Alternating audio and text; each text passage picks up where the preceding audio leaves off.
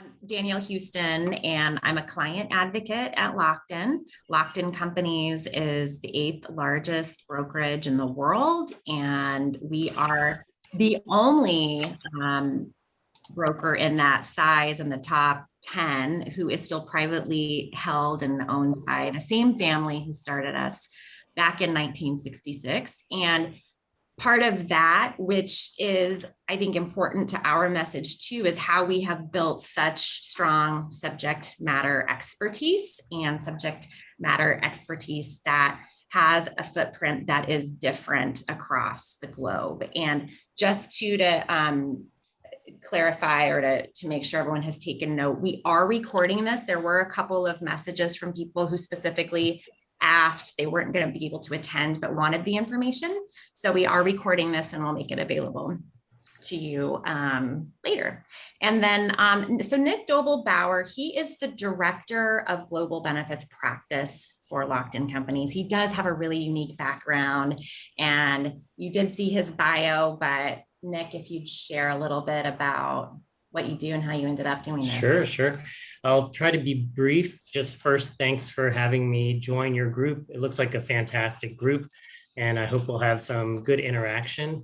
I have maybe an unusual background, but very international.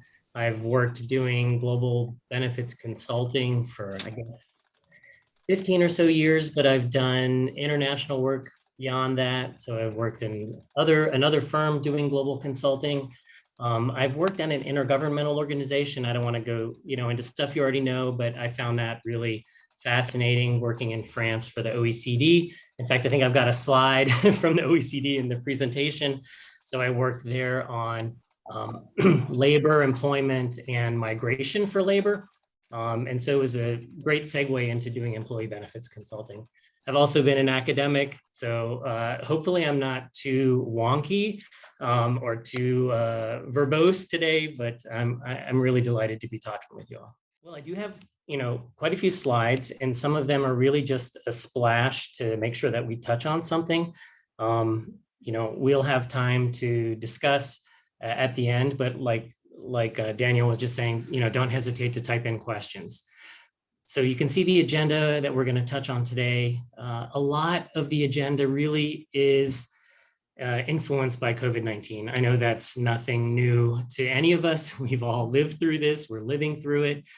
It is, really an ongoing dynamic around the world, and with more severe impact in some places. I mean, I know companies, including our company, are dealing with lockdowns still in parts of China. This is really difficult on our employees. So it's not over. We're not really post-pandemic, even though I'm going to use that expression a little bit. It's affected a lot of things in the global employment market and in employee benefits. We'll get it here, guys. Yep. Okay. There we go. So at a really high level, it has ushered in unprecedented change, especially in the area of remote working. We'll touch on that. The Great Resignation, and I know there are a lot of ways to describe this.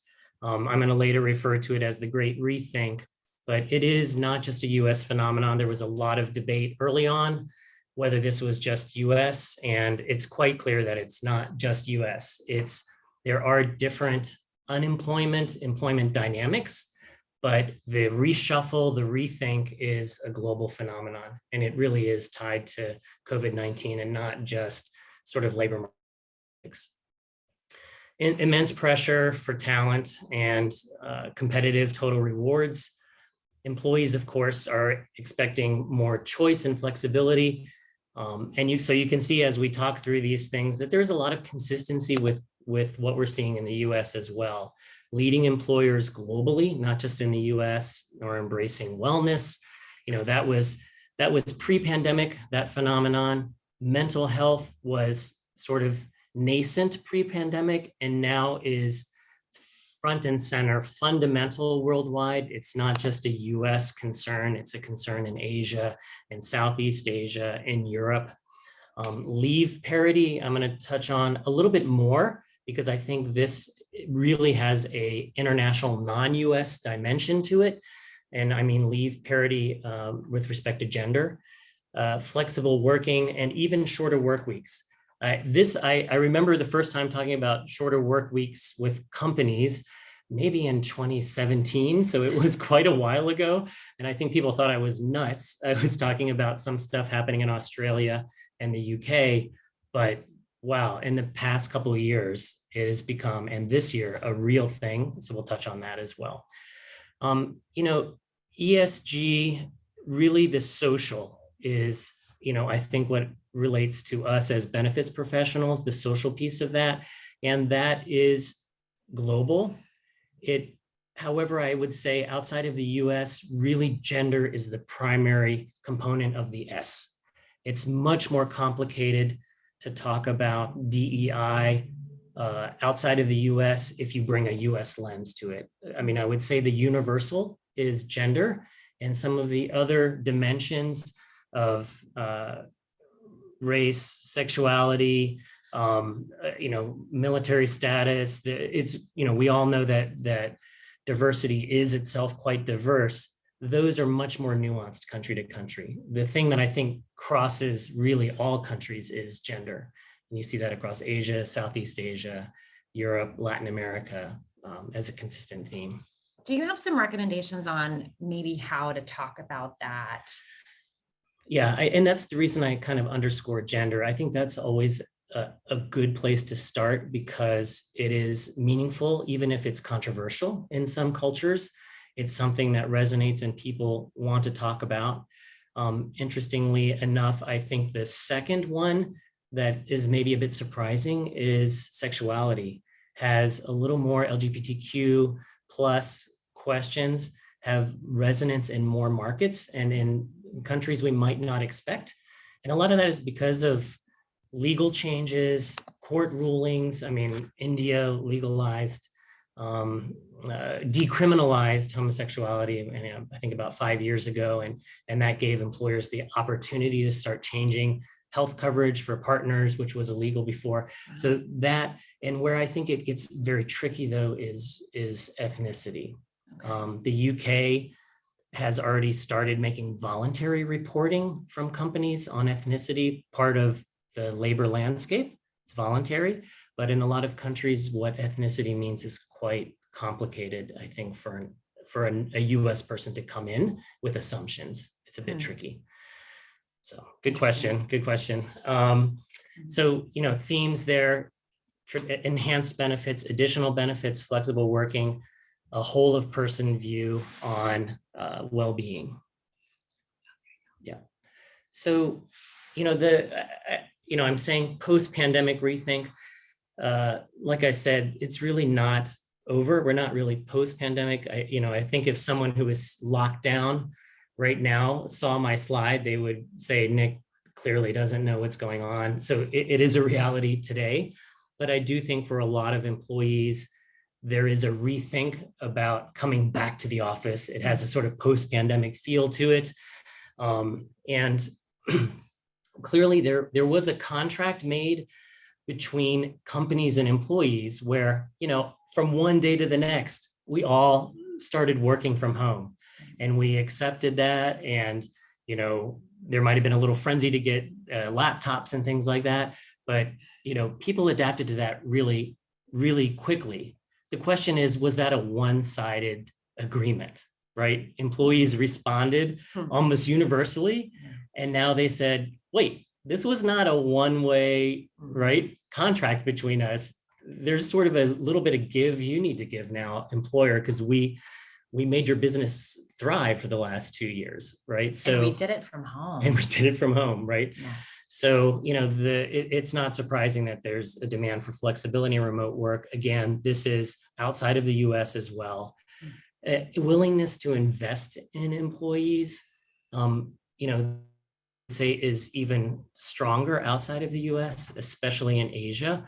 I would have said, pre-pandemic, 10 years ago, 5 years ago, I would have said, yeah, in Asia, yes, there's a lot of things you can do, but cash is king. People will move for salary. That's what everyone people will move for salary. That's what matters. But really, I think investing in people development, professional development, the opportunity to grow is much more important, and that connects with belonging and purpose. This is really, it may still on surveys come out after compensation, but it's pretty consistent message worldwide that employees want to be working for a company where they feel they belong and want to understand their purpose, how what they're doing fits into the values of the company and sort of the DEI position, how they fit in and belong to the company, and their work contributes to that. Would you say there are specific areas to where they want that investment where it isn't cash? Yeah, I mean, I do think professional development, education opportunities, upskilling opportunities are really highly valued. People feeling like they are stagnant, they don't see career path opportunities, that is a recipe for people to move and to be looking. The other thing I wanted to mention here is on the right-hand side, there are direct benefit implications of this rethink and the environment we're working in now. And some of this was sequential. We all had to do remote work, or a lot of people who could remote work had to remote work. Yeah. A lot of people didn't have that opportunity either. And that's another complication. But the first response for a lot of multinationals was to make sure they had global EAP as a baseline. Before it was, we have US EAP. I think we might have something embedded in our UK disability plan. There was a lot of uncertainty about what multinationals had with respect to employee assistance programs that, and that was something that you could sort of do as a good thing to do. Now it is baseline. Every multinational should have a global EAP position. Telehealth, same thing. And I'm sure many of you on the phone or on the webinar went through this, oh my goodness, can our employees in X country, can our employees in China, can our employees in India, in Italy, can they get telehealth services? Is it part of their current insurance? Is it something we can add on? That we probably have all gone through that. And if we haven't, we should go through it now. Telehealth options globally is an imperative also. Table stakes. Mental well-being is a focus. As I mentioned, this really is over the past year and a half has become front and center for almost all companies, and it's front and center globally, not just in the US. So that I would say is really newer. This other area is, I think, still for many companies speculative. We don't even know how we create parity for on-site workers, off-site workers, flexible workers, sort of different hybrid, options we create. How does hybrid working and remote working affect office canteens, meals we have brought in, on-site gyms? Do we give gym passes to people? So that whole, the hybrid work environment, this I think is not solved. This is where we are today, trying to figure out what the future landscape looks like in a hybrid environment. But it kind of sounds like from this, a coffee allowance could be a coffee allowance. I mean, if I am not coming into the office to use your coffee, I mean, and I'm kind of joking, but I think like that would be personally meaningful. Exactly. These are the questions of today. Yeah, and the other questions. And the other thing I think people are wrestling with is, I had a little comment. Employees are more and more aware that they saved money. If they were still employed and were not furloughed, they saved money during the pandemic. Yes. And, I have done my own calculation I live 1 mile from the office. I walk into the office at Lockton and it costs me $50 a day sometimes to do that versus staying home. So does it cost you $50? Well, maybe I eat expensive lunches now. Coffee allowance. I don't think that's your commute. Maybe that's with parking. But I mean, this is a real question for the financial differential that employees are aware of. This is a touch point. I'm not going to talk through each country, but for multinationals, they should be aware that countries are very actively looking at their paid sick leave requirements. All of you who are working with multinationals probably know things are a little bit fast and loose in the US They are not fast and loose in the rest of the world, where most leave requirements are mandated and regulated. So even if you have a global PTO policy in each country, you are tracking days used for different purposes because you're required to report those on payroll, you're required to report them to Social Security. So these changes matter. And I just want people to be aware that countries are actively looking at sick leave, paid sick leave requirements. And they don't want people coming into the office sick. They want the ability for people to be paid and stay home. So just a call out. Definitely an interesting difference. Yeah. Mhm. You know, the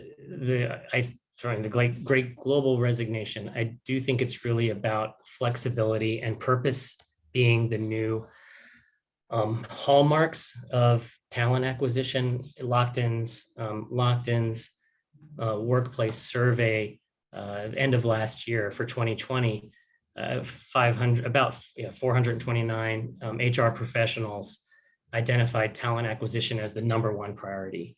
And we're going to see why that is, US and non-US. Again, information people may know, but it's good to be reminded of it sometimes.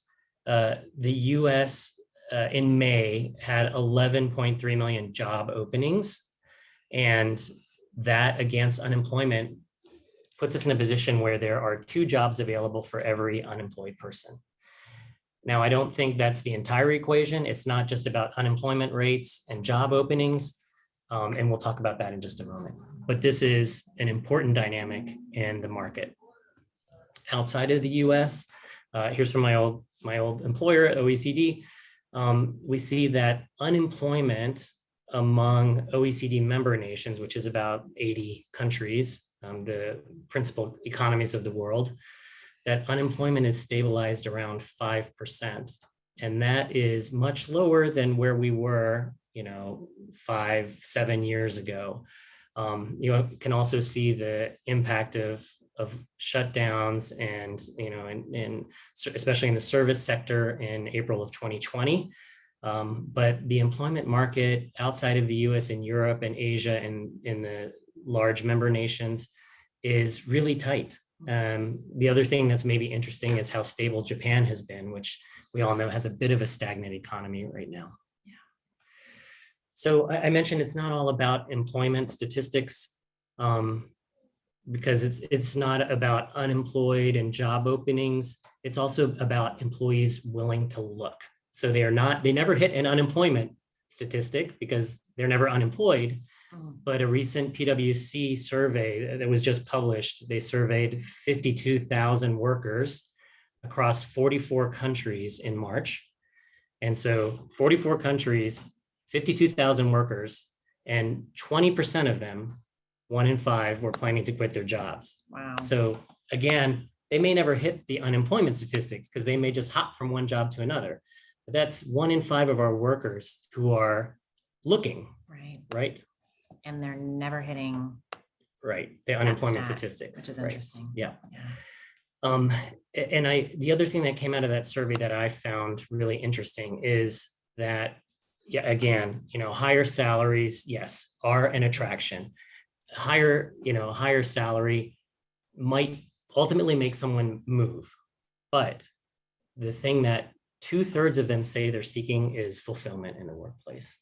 So that's a lot about what we do in HR and what we do in benefits to influence how fulfilled people feel at work. We're not all of the equation, but we fit into that equation also. And this is a global phenomenon. We see that in the survey. We also have, we see that in different countries. 1/3 of companies in Germany don't find the talent they need. The UK has record job vacancies open. If anyone's traveled to Heathrow Airport, they know that maybe they couldn't travel to Heathrow Airport.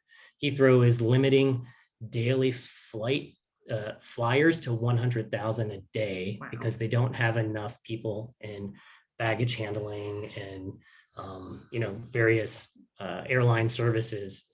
It's terrible. Latin America, really big impact on women and young people. Many young people who have dropped out of the job market altogether. So that's tightening the challenge to find talent. Beijing, authorities announced they have a shortage in tech workers, and I know many people on the call today represent tech industry. In Vietnam, this is true for other parts of Asia, but I thought this was, relevant in China also, that with lockdowns, when people could, they may have gone back to their villages outside of major cities or major manufacturing and IT hubs. In Asia, there is a lot of movement, like in the US in the 19th century. In Asia today, there's a lot of movement of people coming from provinces into the big economic hub cities to work, and they've gone back. So that's tightening making the fight for talent even more challenging. Remote working, this is just a splash also. Want people to know that as companies ask people to work remotely, and countries wanted to support people working remotely. They, again, outside of the US, most markets are quite regulated with respect to employment law. And so a number of countries had to pass laws to permit remote working because their employment law, in many countries, the employment law did not even contemplate the idea of a person working from their home. A lot of different reasons why that can complicate, sort of their own employment law environment. So they've passed new laws about that. At the beginning, I'm calling this to your attention because at the beginning, all of us pivoted to remote working, and these countries accepted that even though it was technically illegal, it had to happen. But they've passed laws about it, and employers really need to be aware of how these remote working laws look. You can't just kind of continue forward assuming that it's just fine to have people work remotely. They may require written agreements, written corporate level agreements about how remote working works, what their hours are, when they can turn off their computer. These are what I would say are potential labor grievances and lawsuits we will see in the next couple of years. Do you have recommendations for, the HR professionals that are on today? Are there good places to track this kind of information? So that's a good question. Look at that. So at the bottom in blue, you'll have on the handout a link to at least to our website. Perfect. Where we are tracking a lot of this regulation. So I would encourage people to look at that, and then your own advisors, law firms may also have information pathways for you. But we do pretty frequent blog updates and alerts, right? Yeah. When things are happening outside. Absolutely. So what I've linked to specifically is an article that we've been updating routinely on remote working legislation. Okay. So yeah. Here, I just wanted to, I'm not talking about specific countries, but there are themes that we see in law. So this is not just best practice, but law, that employers need to provide the necessary tools. They need to reimburse employees for expenses related to teleworking. In some countries, this means they've actually published an allowance amount. For example, 200 euros a month, you must pay any employee for remote working expenses. And others, it's a little more vague what you have to pay them. But this is something that you definitely need to be on top of. The big pre-pandemic thing in Europe was treating part-time workers the same as full-time workers in as many ways as possible. That's European law.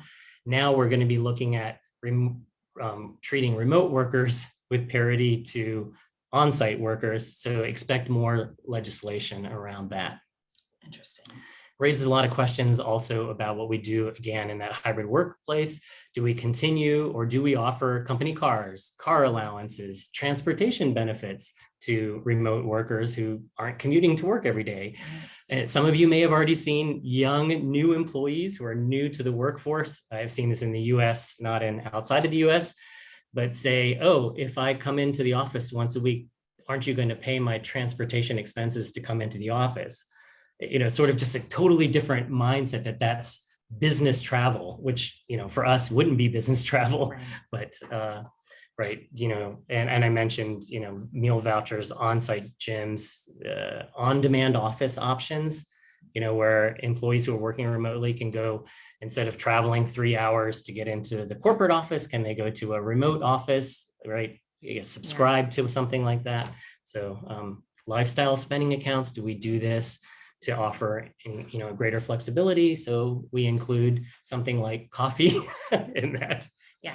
So on the lifestyle accounts, and maybe if you could touch on this for a minute, because we had a really interesting conversation yesterday with an organization who is considering this on a global level. And well, I think, why don't you just talk about what's the complication in doing that outside the US? Okay, it's a great question, and it's very timely. I mean, I think this has been around for a while, at least since 2018, but it's gained tremendous traction in the past year. There are a lot of companies, payroll companies, new digital companies that are offering the ability to deliver lifestyle spending benefits and give employers options. The complications outside of the US that we see already are what options you make available in specific countries, whether they resonate in specific countries. Certain well-being, even well-being options don't make sense in a certain socialized health system the way they might in the US. So there's some tailoring. And then the big one is tax. I mean, we know in the US that it's, an after-tax benefit, or people are taxed as income when they use it. Outside of the US, those can be quite substantial. There can be Social Security taxes payable on it. There can be personal income taxes payable on it. There can be employer fringe benefit taxes payable on those amounts if they're delivered as a benefit. So in some countries, you might have 3 different types, or at least 2 different types of taxes applied. And a fringe benefit tax, like in Australia can amount to about 86% of the dollar you spend. So if you give 1 Aussie dollar of benefit to your employees, you might be paying $1.86 to give that to them. So, which is interesting, and I think timely from some of the conversations we've already been having about how important it is to not take your US based benefits and then just try to package that and push that out around the world for the reasons you just said. It's just not going to be the same. And in some cases, it could actually be more, I mean, can we use damaging? It could be. Yeah, it can backfire. You can spend a lot of money and employees can scratch their heads and be like, what is this? And they can feel that the US is disconnected from them and doesn't understand them. And then that can do the opposite of making them feel like they belong and they're in the right place and they're understood. So it can backfire. Yeah. Interesting. Yeah, good point. This is a warning, a brief warning. Cross-border telecommuters, people who want to work from another country where they are not going to be employed by your entity in that country, but they are just going to work from France and you are not going to employ them from your French office. There are a lot of concerns around employment law. Technically, almost every country will view that person as being subject to their employment law, even if their employment contract, or we don't even have contracts in the US, even if they're employed by the US entity or another, they will say, this person is physically working in our country, they are protected by our country's labor law. That in itself should give everybody pause. But then there are also tax implications. Employees don't always understand the personal income tax implications, Social Security, payroll tax requirements that may be applied to a company for allowing this to happen, as well as the potential for a company to create a permanent establishment in a new country. If you've got someone in another country who is signing contracts to do work, and there's a DocuSign date stamp that shows that it was signed in Spain or shows it was signed in France, that's something you should be talking to your legal counsel about, how comfortable they are about that. Not just as easy as I can go anywhere I want. Yes. There is technology to allow you to work. You actually, technically and operationally you can. Sorry about the reach, folks. I'm trying to get my mouse up here to look at the chat. And Becky, if you want to unmute and ask, you certainly can. But at what point does that go into effect for people that are traveling or living abroad temporarily? For example, someone there for 6 months. So, Great question. yeah, not an attorney. I'm not an attorney, but or a tax advisor. But the rule of thumb used to be that you should worry about 6 months. That is actually not true, though, in all countries. 6 months is where most countries will start to draw a line, but some countries draw the line at 3 months. If you're in that country for 90 days, all of the tax consequences apply. So, they may need to file a personal income tax in that country because they were there more than 90 days.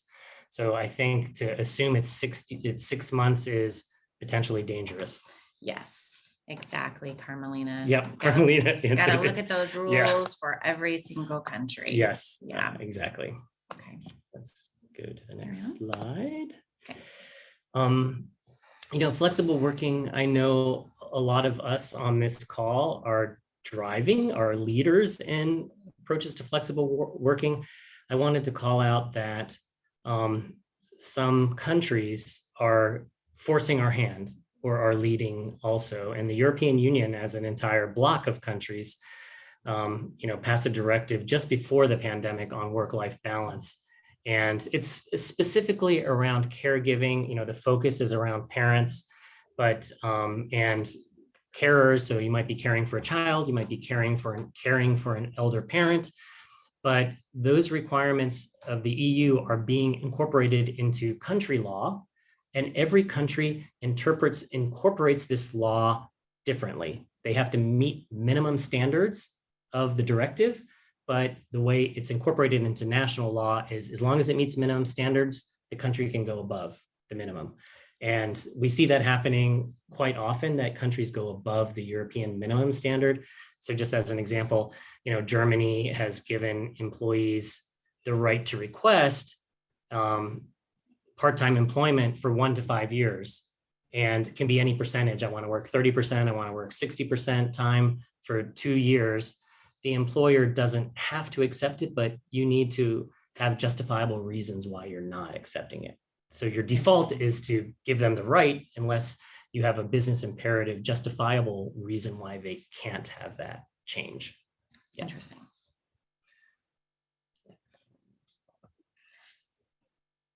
Shorter work week. It's here. I don't know if anyone on the call has adopted the shorter work week already, but I thought a relevant quote from Pressure Drop Brewing in the UK, which has adopted already a 4-day work week. The pandemic has made us rethink a great deal about work and about how people organize their lives. And I liked this brewery because this is not an IT company where everyone or a lot of people could work remotely. Brewing is a physical job, and they have organized their workforce to allow people to work 4 days instead of 5 days, even though remote working, flex working is not an option for them.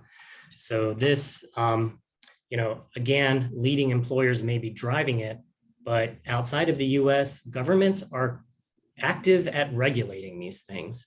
And so no country really today, of course, no country today is requiring a 4-day work week, but they are building frameworks within employment law that would define what is allowed if you go to a 4-day work week and what is not allowed if you go to a 4-day work week. So you got to be mindful of that. Belgium has developed a framework for how to distribute up to 38 hours of work across 4 days.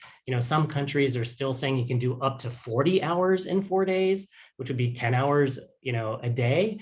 Others are saying, no, it can only be 8 hours a day for 4 days. So there are legal frameworks for what's accepted in many countries.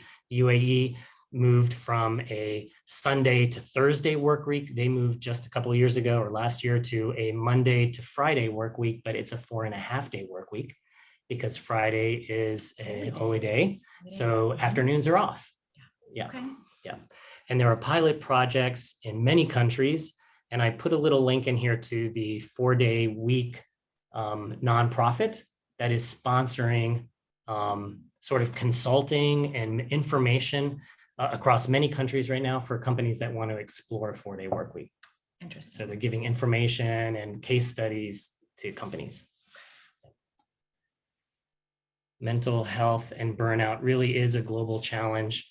I grabbed something from McKinsey that showed that 49% of respondents, globally across all of these different regions are feeling that they're at least somewhat burned out or like very burned out. You can see that, in Australia, we were talking to our colleagues in Australia who are in London for the Lockton Global Benefits Forum, and they said, this is real.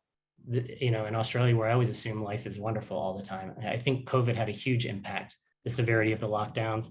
This is, a huge concern. Our own survey that I referenced earlier found that 55% of HR professionals, the companies we surveyed, 55% said that burnout was a concern.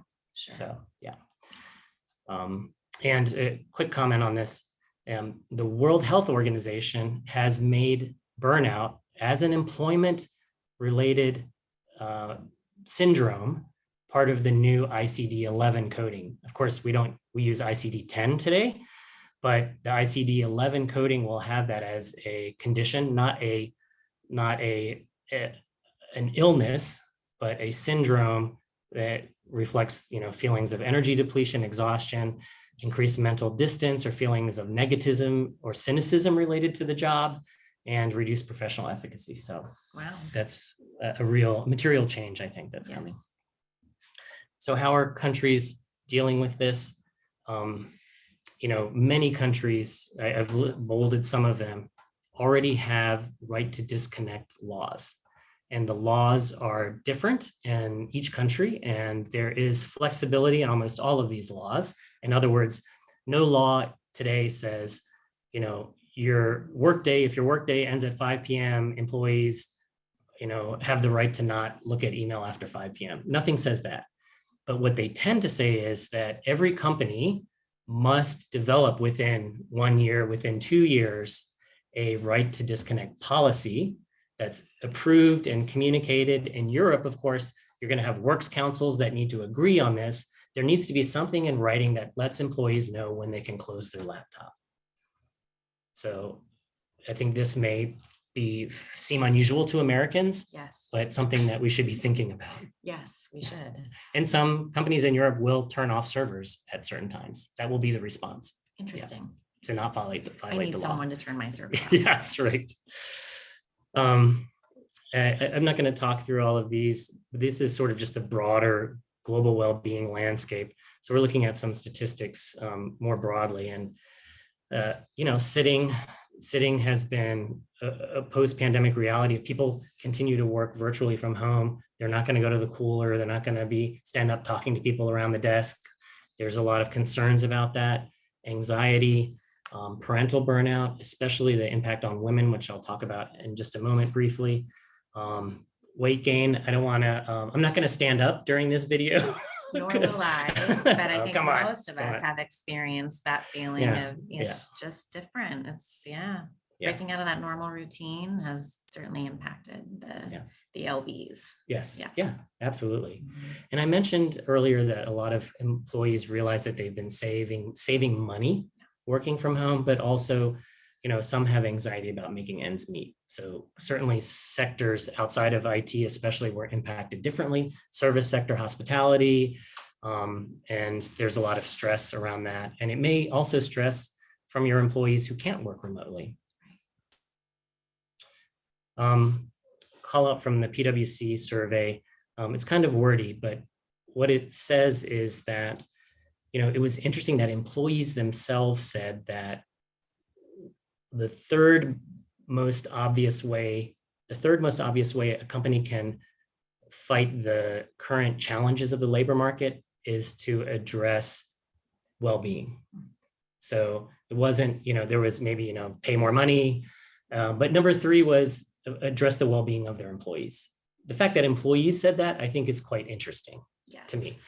But only 29% of them said that their companies actually address the well-being. So less than a third of them are actually doing that, but it's ranked high. We all probably have work we could do in that space. Yes. And it supports my unscientific theory that most people really just want to work somewhere where they feel like people care about them. Yeah.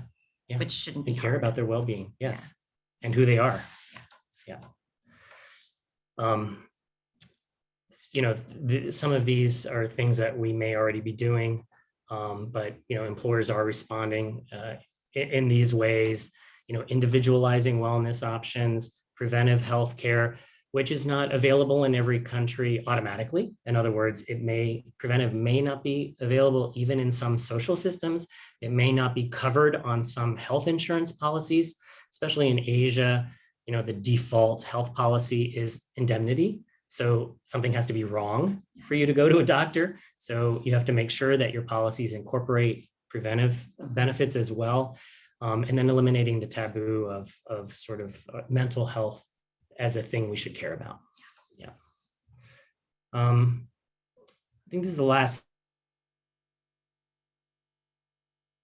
mentioned inclusion, especially around gender. There has been a disproportionate impact on women.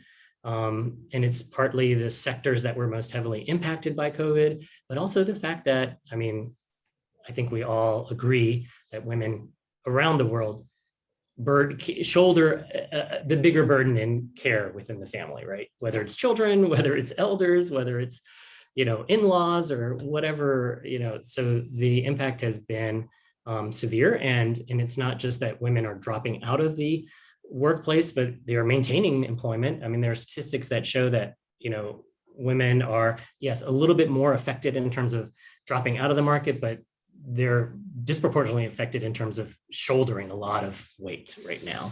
I know women that work from 8 o'clock at night until midnight after they put their kids to bed, because that's the shift and that's how it's worked. And I don't think that's probably uncommon. And in some cultures, there is not a lot of sharing of household responsibilities, right? So, kind of tick through these quickly, but I did want them to be on everybody's radar that gender parity, again, is not just a best practice. With respect to compensation, it is increasingly a legal requirement that at least you show and publish the pay differentials between men and women, and you show and publish your plan of action to remedy them. So if the law doesn't explicitly say you must pay, you're discriminating if you don't pay an equal employee the same amount, but these are mechanisms to make that more visible. Throughout Europe, now in Canada, even in the UAE in the Middle East, they have a rule about publishing gender pay disparities. Wow. So we don't see this in Asia, but we see this in Europe and the Middle East already. The other thing is not just pay, but it's leave parity. And it took me a moment to think about it the right way. By leave parity, we mean countries and companies that are taking gender's distinctions out of leave, especially caregiving leave, maternity, paternity, parental, which for decades as this evolved was very segmented. Maternity leave is X weeks, paternity leave is non-existent or 5 days. And it took me a while to get my head around this because the direction is whether you're a woman who gave birth or a parent of any gender, you get the same amount of leave when you have a child, born, adopted, surrogacy, whatever. And the reason it took me a minute is I was like, well, men already have all the advantages and now you're giving them all this leave. But the reality is the burden of care in the home will never change unless men take on more caregiving responsibilities. And so the progressive countries, predominantly in Europe and in Northern Europe, led on this, said, we're going to make laws that if men don't take leave, we're going to cut the total leave available to the couple. So men must take leave along with women. Interesting. Yeah. So this is the progressive direction of leave parity. And some of the practices we're seeing are, the expansion of leave benefits from a legal perspective around the world and from just a corporate perspective, equalization of maternity, paternity benefits, policies that support people regardless of their path to parenthood or their gender and sexuality. Flexible leave for parents who are working. We've already touched on that. Paid child care leave, which didn't exist in some countries and is now becoming routine. And we mentioned sick leave already. So these are just 2 slides that I'm not going to talk through, but just to show you that I'm not blowing smoke. So, we see Denmark, Spain, and Finland have already created parity across genders. So 24 weeks of paid leave for each parent, right? And then they may still do some carving up, but Spain, 16 weeks for each parent. So we went from Spain, which was giving, I think before 5 days of paternity leave, are now in a place where they're saying it's going to be 16 weeks of paid leave for each parent. This is like a dramatic change. Huge. Yes. In Finland, also gender neutral language regarding leave. Yeah. So the last one is, again, even if they're not doing parity, other countries outside of Europe are doing enhancements. So we see in China, increases in maternity leave. I think they increased it by 25 days. We're seeing in Colombia introducing flexibility and how people take leave when they're a parent. Taiwan also introducing flexibility, and Japan in giving fixed term and part-time employees similar leave opportunities to full-time employees. So this is a global phenomenon. It's only going in one direction. The reason it's only going in one direction is, okay, my personal comment, is the world getting to be a better place? I hope, but these are economists that are helping, and at the organization I used to work for, who are saying, if you want to solve your employment problems, you need to start taking policies like this that bring the 51% of women in the world into your labor market. You need to make it easier for women to work in the market, and this is how you do it. I like that. So, is it all purely out of the goodwill of people?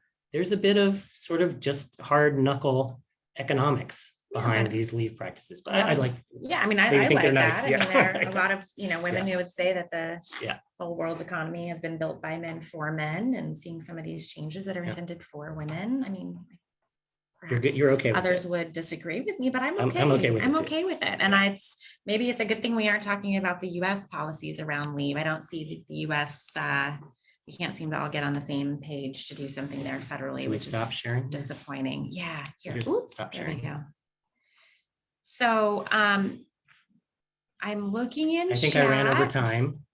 Well, we have a few minutes left in the time, and I don't know if Carol wants to facilitate questions. If any of you have questions, I would invite you to come off chat or raise your hand. I just wanted to share one. I'm working in global, and I work for a Scandinavian company that was headquartered in Finland, and they had a huge 20,000 people and large population in all the Scandinavian countries. And I really loved working for that organization because it was very forward thinking.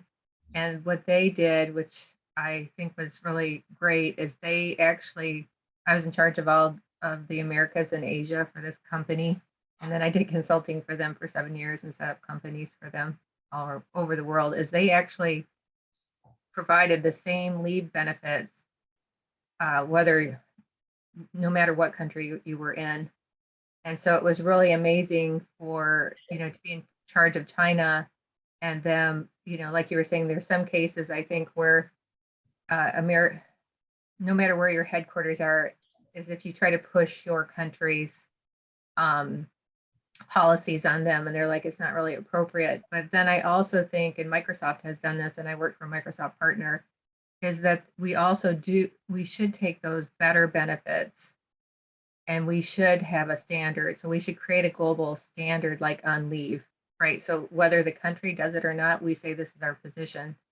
I know like Microsoft, they had like, no matter where you are, you have life insurance, right? A lot of countries don't require that. And when I set up a company in Philippines, they didn't provide maternity leave. And it's like, no, wherever we're doing business, we want our employees to have maternity leave because they were paying cash when they left the hospital. And so I had to work with a benefits broker, and they had to go to Lloyd's of London to add maternity. But I think that there's a part of this that as global HR professionals that we have to also drive the good so like having this crazy quilt, let's say we see that in Spain it's this way, to really drive our companies to say, okay, is this something we should be adopting, in all of our organizations, instead of just saying, because I think the leave is really a big deal. And I think the situation we are in our country where, I think Melinda Gates, like she's one of my all-time favorites. She's been driving this 12 weeks, and it's not getting past the, it was tossed out at the federal level. Now Biden's trying to go back in for 4 weeks, but I mean, it's really uncivilized that we expect, and so the middle class and upper class will do fine. But if you're a mom at Target and you have a spouse that has an equally low paying job, you can't take leave without pay. You live paycheck to paycheck. So, but that's just what I want to say. My perspective on the global side is that we also have to look at what good is happening and driving this consistency worldwide, and saying, as a company, we're taking a position on leave. We're taking a position, right, that we want to be an employer of choice, and this is how we're doing it. And it did really make a difference for the company I worked with, because we were able to hire, like in Asian countries. The idea was we were a platinum level company because we did that, or Microsoft. And so, and also in these countries, one last thing is they know about American countries, and these countries, you probably have seen this, Noah, Nick, is that they'll say, oh, I want to work, oh, I'm going to get a good job because I'm working for a European company, because it's quite common for European companies to drive this agenda worldwide. Absolutely.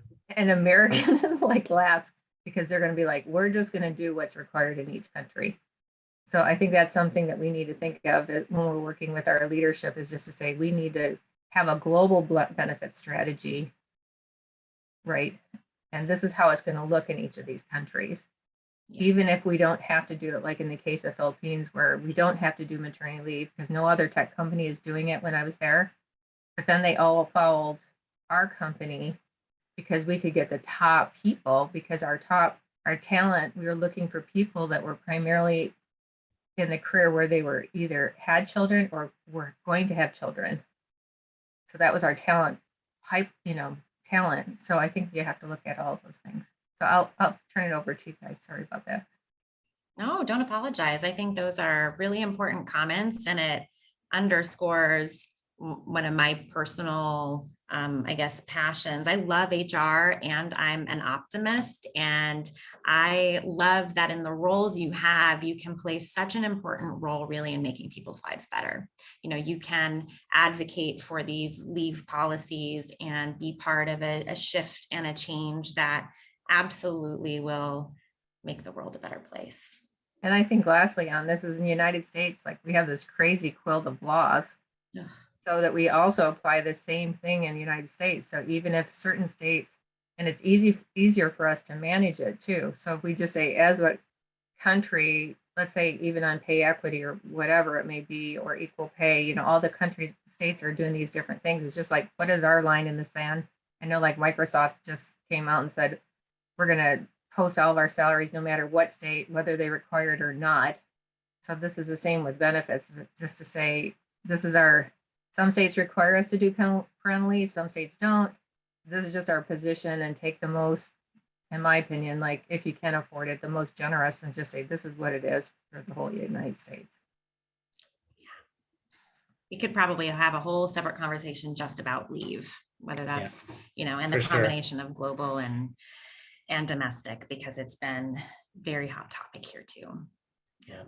And I know we're at time. The one thing I didn't bring in was fertility and family supportive benefits. This is definitely a very hot topic, or very important thing right now globally, but it's also quite complicated. So it's a discussion in itself, which many of you are probably having, but I did want to kind of call out that that's definitely something that should be top of mind also. Yeah, and I think we do have more time to take questions on our calendar. So if you do have the availability, but I think one of the things is that for those of us who are in tech, I support both tech and non-tech. The Northwest tends to be a leader on things like you were just sharing, the employers that we have on the West Coast and the Pacific Northwest, they tend to be leaders on the fertility benefits and these kinds of things. So these are things that we are, very aware of, and it would be great to have maybe another webinar on what you're seeing. So does anybody have any questions? You can go off mic and just ask Nick and Danielle while we have this time.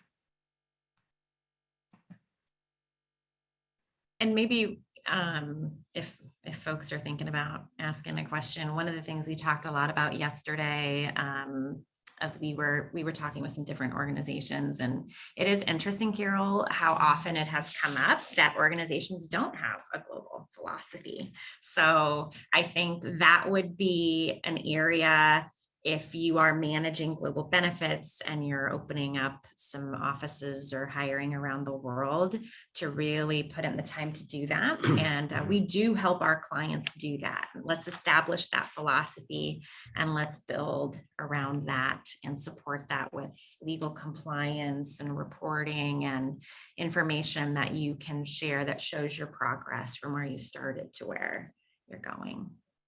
Yeah, and maybe, I mean, we'll welcome any questions from anybody, but on that topic about building a philosophy, I think it's really important. And from a practical perspective and a success perspective, I think it's really important to understand your benefits worldwide.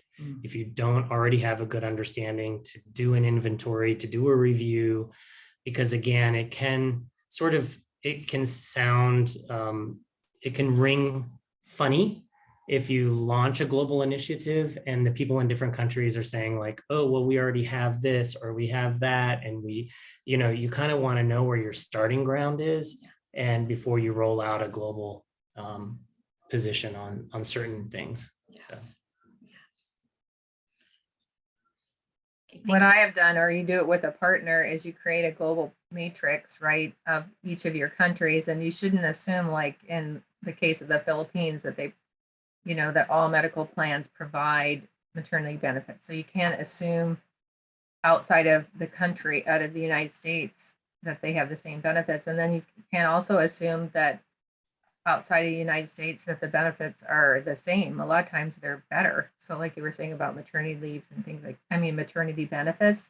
So really having a matrix of understanding what is in each of the countries, what's available, and then going from, okay, then what is our strategy?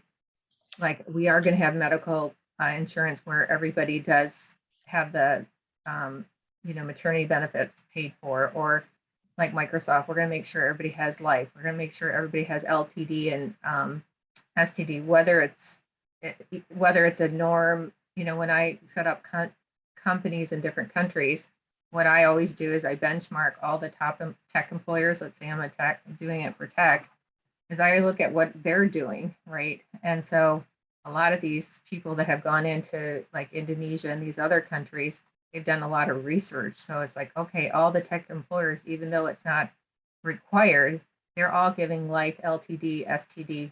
So you got to be careful, because the brokers in these countries are not, you need to work with a big global broker, because they may not advise you.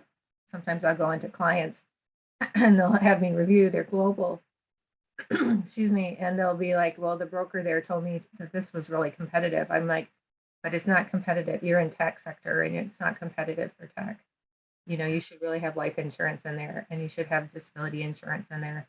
And so that's what you got to really make sure of, is when you're working in these other countries, that you have a good broker and that they really understand whatever industry, nonprofit, or whatever you're in, that they understand the industry and they recommend the benefits that are appropriate for your industry. Carol, do you mind if Nick shares a little bit about how we work there? We were not building this off of a commercial, so we didn't speak to our, how we work, but. Yeah, I think it would be good. So, whether people are interested in Lockton or other, I've worked with a number, but there's a certain approach to when you are either already global or you want to go global, so it would be good to hear your approach for companies that are either global now, so they can maybe revisit current processes and ways of doing things, or if they want to go global, like what would be the next step once you make a decision you're going to expand outside of US. Yeah, well, Carol, a lot of it is what you yourself were saying. Certainly if someone's expanding internationally for the first time, we want to make sure that they understand the local market and that they understand not just the local market for local companies, but they understand it for multinationals. And if they're in tech, that they understand it for multinational tech in that country. There really are the kinds of differences that you were explaining. So, Lockton as one of the global brokers and consultants you were talking about, we're definitely thinking about this in exactly the same way that you said. And, we'll look to provide that insight into the market in advance and help designing the benefit plans, but also, bridging that what is going to make sense in Indonesia as a competitive tech employer within the greater perspective of what you as a global corporate employer are looking to achieve. And so, Carol, to your point, that might sometimes be doing a benefit or adding a maternity benefit or something that no one else is doing in that country today, but you as an organization value that, and you're going to be a leader in that, in this particular instance. So I think that's really important. And, from companies that are, some of you may have experienced this at your current or at a previous employer, you're global, but it's sort of a decentralized approach, and local countries can kind of call the shots, and they're like, well, the country manager knows the country better, so we'll let them do it. That I think is not the ideal position for a multinational. In that case, you want to do the inventory matrix you were referring to, and we certainly help companies do that. We put it into the Navigator platform, so they kind of have push button access to side by side of their countries in that matrix way. That's really important to getting your arms around what you have. And then I think, like I was saying before, it's better to have that and then build your philosophy than build your philosophy in a vacuum, because having that initial database lets you know who you are as a company worldwide, what you're doing as a company worldwide, and you can speak from a position of knowledge about what you're doing already and not feel disconnected, and then it will resonate with people when you say, hey, Hong Kong, we know you have this and this, but we as a company also think this is important. That dialogue is much more meaningful than corporate has now decided this is important, so Carol is very consistent with what you said. And it's really what the global benefits practice that I work for, this is all we do all day. We do non-US consulting, and I can tell you love it. And I'm sure the people on this call, because they joined, love it also. So it's a passion. Yeah. Definitely keeps things interesting. Yeah. So one piece of that, to piggyback on that, is to really know what talent, and I don't want to be laborless for the people who are on there, but from setting up companies all over the world. And I have set up a lot of software development centers with thousands of people that have gone from zero to, thousands. And so basically what you have to also look as, your starting point is, what talent am I looking to employ in that country? So in my case, it tends to be people who are in their second job to like their fourth job. So using Cebu, Philippines as an example, the population there tends to have 4 or 5 children, and they have to, so it's really understanding the culture going in, understanding what is your talent pool, what is the culture. And so in finding that out, when I went to the CEO, basically when I'm hired to do this, is I really evaluate the landscape. Like, what is the culture? What are the cultural norms? Like, they're these bigger families. And then I also provide market data on what other tech competitors are doing in that particular location. So in that case, the tech people competitors were not providing maternity leave. So I went back to the CEO and I said, we really need to work with a broker to create a benefits health plan that includes maternity benefits, because that will be a disruptive here. And we'll be able to get, because they wanted to hire the talent really fast. And I said, it'll be very disruptive, and you'll be able to hire from any tech company that you want, because of this situation where people have the bigger families.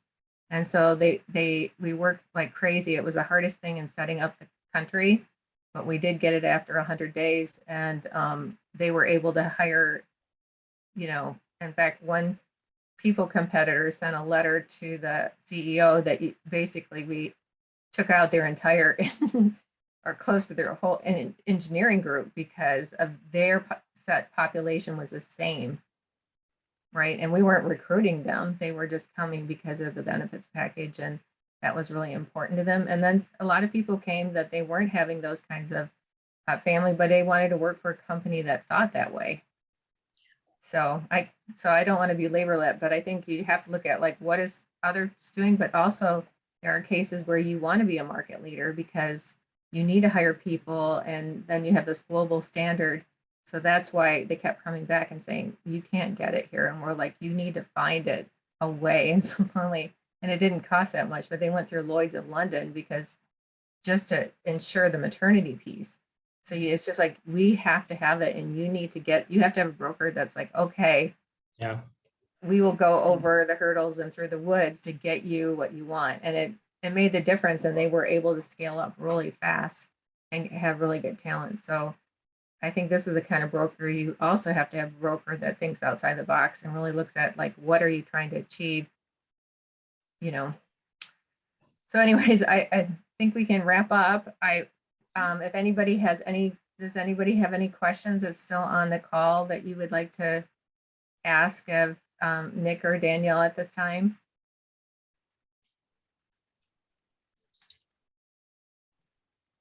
Okay. Well, I'm going to be providing their, thanks.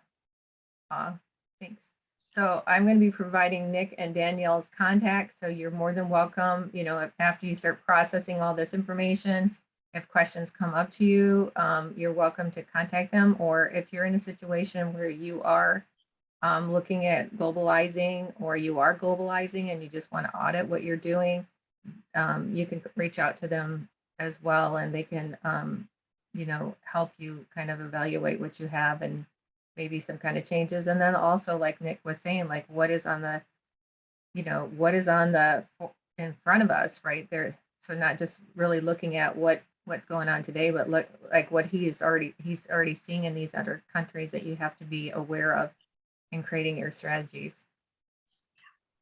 Well, this has been a great presentation. I've really loved spending time with you guys, and I know everybody else has. And thanks so much, HR Roundtable members and Global HR Consortium members, for taking time out of your day to attend this webinar. I know you feel it has been as valuable as I have. So thanks everyone, and have a great summer.